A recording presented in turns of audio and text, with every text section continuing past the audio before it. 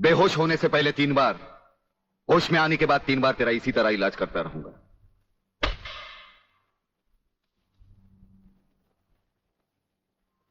साथियों, तुम लोगों को शायद यह मालूम नहीं कि यह प्राइवेट और इमरजेंसी मीटिंग मैंने क्यों बुलवाई।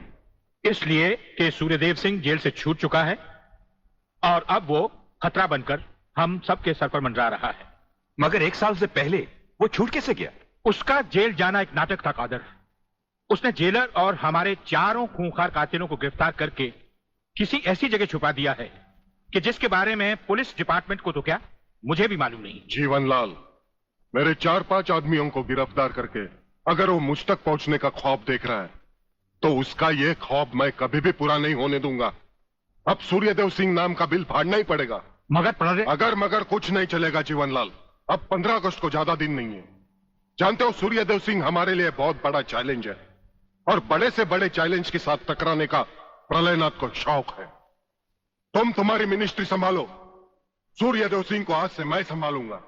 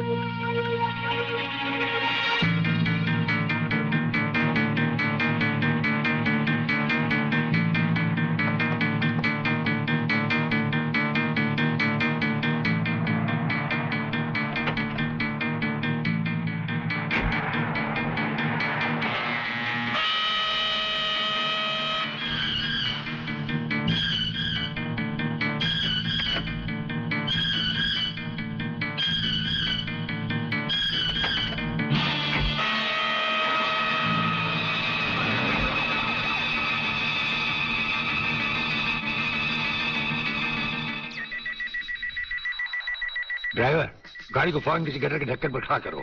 इसमें बम लगाया जा चुका है। Yes sir. बहादुर, काला बटन खींचो।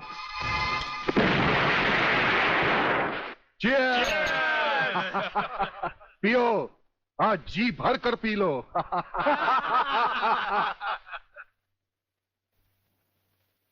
स्वामी जी, ये सुखद समाचार टीवी पर भी तो सुन ले। हाँ, ऑन करो।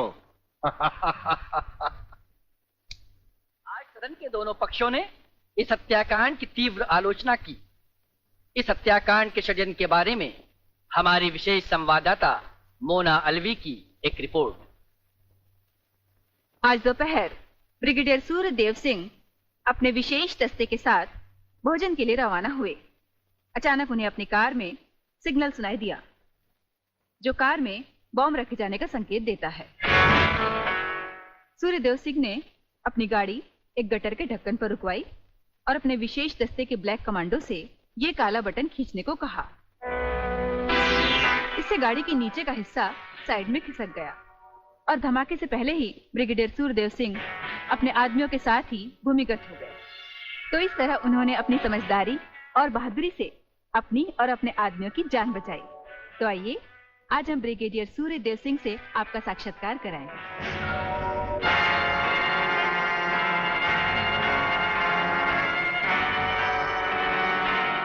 ब्रिगेडियर साहब, क्या आप हमें बताएंगे कि इस साजिश में किसका हाथ है?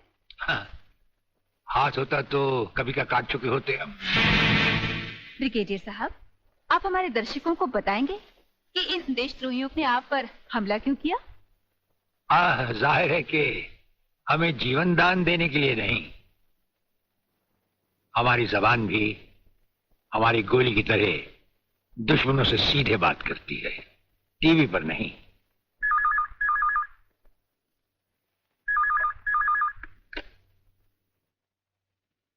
हेलो। ज्यादा आंखें फाड़ कर हमारा न्यूज देखोगे तो जल्दी अंधे हो जाओगे। ये समाचार देखने का नहीं, पैगाम सुनने का वक्त है। हेलो हेलो, तुम फोन कहां से कर रहे हो? तुम तो टीवी पर हो। हम टीवी पर भी हैं और हमारे घर पर भी। गेंडा स्वामी, ये टाइम बम का खेल हम तब से खेल रहे हैं जब तुम्हारे बाप दादा अपने बालों में खिजाब लगाते थे। याद रखना, तुमने सिर्फ एक टाइम बम फिट किया था जो हमारा बाल भी बैंका ना कर सका, मगर हमने तुम्हारी मौत के लिए इतने बम तैयार कर रखे हैं जो तुम्हें तो क्या, तुम्हारे पालतू कुत्तों को भी बचने का टाइम नहीं देंगे।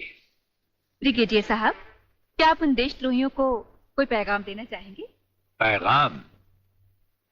हमारा पैगाम तो उन तक पहुंच चुका है। हम आपको यकीन दिलाते हैं कि हमें जिंदा देखकर वो अपनी टीवी तोड़ डालेंगे। अबे साले! सर ये क्या है? इतनी देर से गाड़ी चली जा रही है, आप खामोश बैठे हैं, बता नहीं रहे हम कहां जा रहे हैं, कौन से मिशन पे जा रहे हैं? मिशन है हमारा जन्मदिन।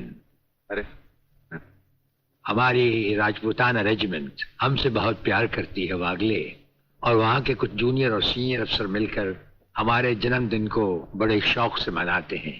वो रेजिमेंट कहीं भी हो, हमें वहां जाना होता है, और साल में एक दिन जिंदगी के गम और फर्ज भुलाकर उस रात हम नाचते हैं, गाते हैं और सरूर में झूमते हैं। Very good, very good. लेकिन सर मैंने आज तक इस बला को मुंह से नहीं लगाया।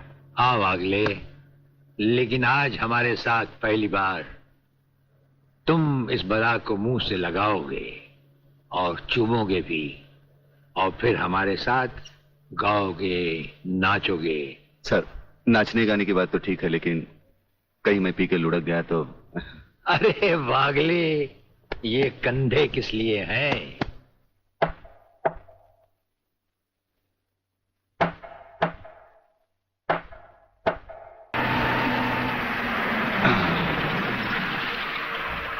अरे तू काय को उछल रही है?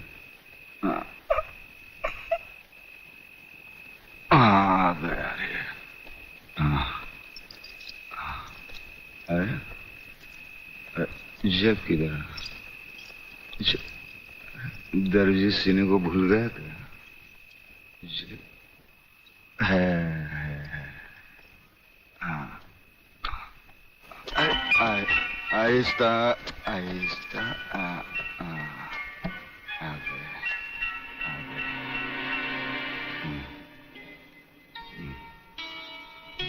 अरे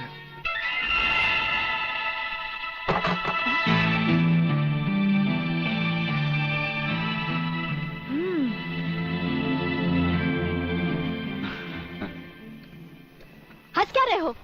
ये कोई घराने का वक्त है? वो क्या बात है कि शांति, मैं तुम्हारी कोई भी बात सुनना नहीं चाहती।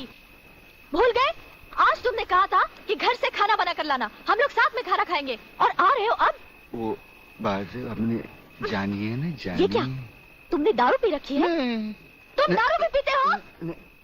वो बात ही है कि शांति, अरे तेरे झुमके कितने मोटे। खबरदार अगर मुझे छुआ तो। मैं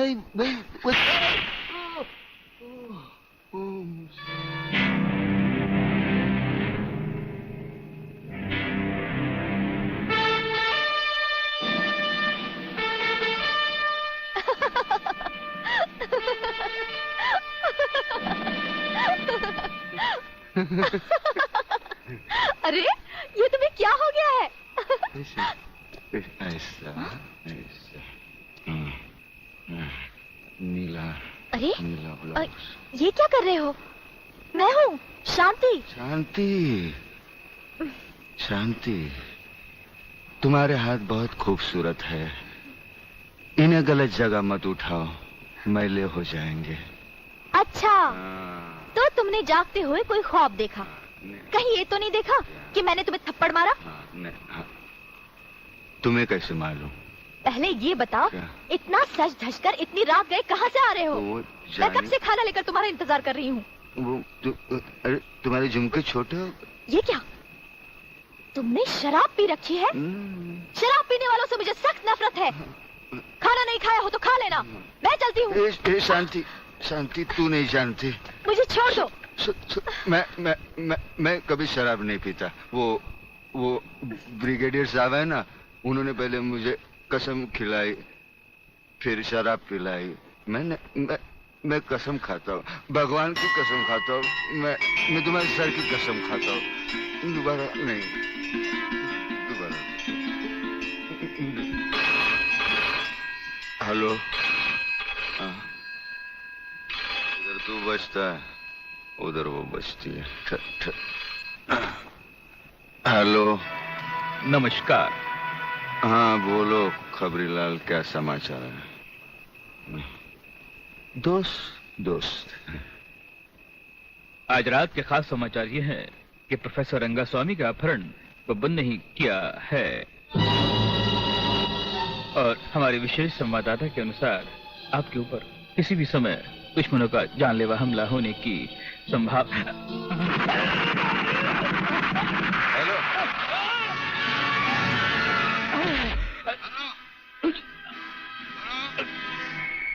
खबरीलाल के अंतिम समाचार समाप्त हुए। हेलो, हेलो,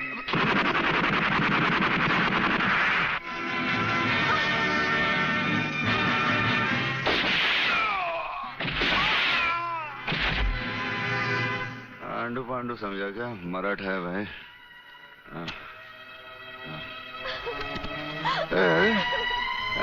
चल चल चल, खाना लगा, चल खाना लगा, चल खाना लगा। गुदगुदी होते हैं।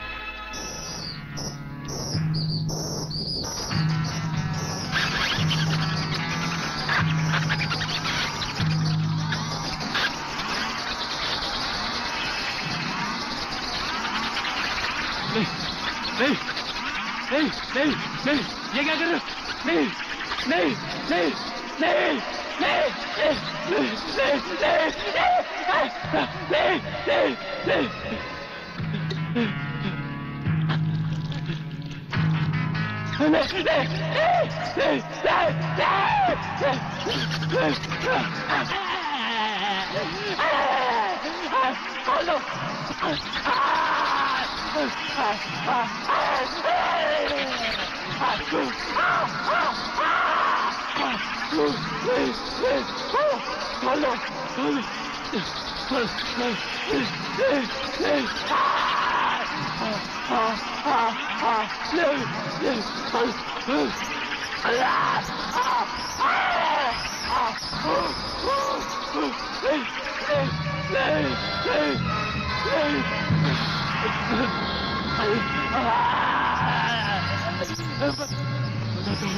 बता दो, खोल दो मुझे, खोल दो, खोल दो, खोल दो, बताता हूँ, बताता हूँ, बता दो, बता दो, खोल, बता दो, बता दो, बता दो।